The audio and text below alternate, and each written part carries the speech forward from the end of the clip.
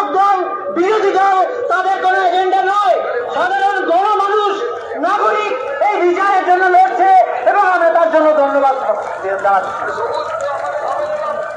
আমরা প্রথম দিন থেকে একটা কথা বলে আসছি, 9 তারিখ যে ঘটনাগুলো ঘটলো, যে নারকীয় ঘটনা ঘটলো, আমাদের এক সহকর্মী তার সবচেয়ে safe space on duty room, seminar room, সেখানে ধর্ষিতা হলেন, খুন হলেন।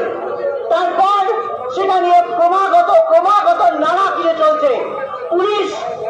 পুলিশের যে রোল অত্যন্ত সন্দেহজনক, তথ্য প্রমাণ লোপারের চেষ্টা চলছে। একটা দুষ্ট চক্র, একটা সিন্ডিকেট গোটাটাকে ধামাচাপা দিতে চাইছে। আমরা স্পষ্ট করতে চাই, আমরা নির্দিষ্ট 5টা দাবিকে নিয়ে কিন্তু আজকে এখনো পথে আছি।